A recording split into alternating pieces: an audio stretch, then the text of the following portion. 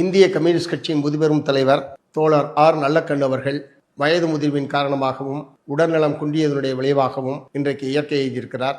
அவருடைய மறைவுக்கு Marxist communist கட்சியின் மாநில குழுவின் சார்பில் செவ்வணக்கத்தை தெரிவித்துக் கொள்கிறேன். விடுதலை போராட்ட வீரர், உழைப்பாளி மக்களுடைய ஒப்பற்ற தலைவர், தகைசால் தமிழர், பொது வாழ்வுக்கு முன்னுதாரணமாக விளங்கக்கூடியவர் என்று பல்வேறு பெருமைகளுக்கு புகழுக்கு அணி சேர்க்கக்கூடிய வகையில் நம்முடைய வாழ்ந்து மறைந்த மகத்தான தலைவர் தோழர் ஆர் நல்லக்கண்ணு அவர்கள் 1996ஆம் ஆண்டு தென் மாவட்டங்களில் சாதி கலவரம் ஏற்பட்ட போது அவருடைய சொந்த மாமனார் சாதி வெறியர்களால் படுகொலை செய்யப்பட்டார். அந்த நிலையிலும் நிதானம் தவறாமல் ஒரு சில சமூக விரோதிகள் செய்ததற்காக சமுதாயத்தை குற்றச்சாட்ட முடியாது என்கிற முறையில் தென் மாவட்டங்களில் அமைதியை ஏற்படுத்துவதற்கு களத்திலே நின்றவர், முன்னுதாரணமாக திகழ்ந்தவர் தோழர் நல்லக்கண்ணு அவர்கள்.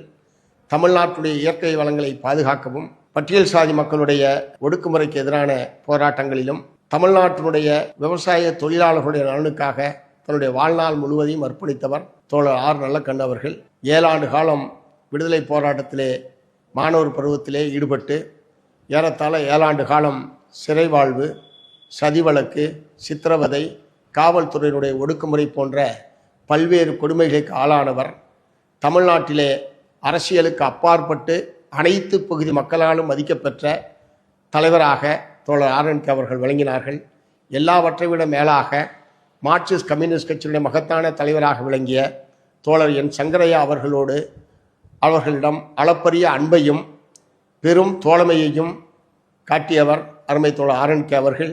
இடதுசாரி கட்சிகள் ஒற்றுமையுடன் மக்கள் பிரச்சனைகளில் இணைந்து செயல்பட வேண்டும் என்கிற முறையில் இடதுசாரி ஒற்றுமைக்காக பாடுபட்டவர்.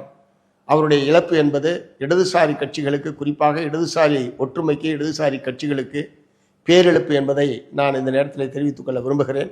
அரசியலுக்கு வர வேண்டியவர்கள் முன்னுதாரணமாக எடுத்துக்கொள்ள வேண்டிய ஒரு நபராக யார் என்று சொன்னால் இப்போது வாழ்ந்து மறைந்த ஆர்என்கே என்று சொல்லத்தக்க அளவுக்கு எளிமை, நேர்மை, மக்களுக்காக தன்னுடைய வாழ்க்கையை தியாகம் செய்வது போன்ற பல்வேறு முன்னுதாரணத்தை உருவாக்கிவிட்டவர் சென்றிருக்கிறார்.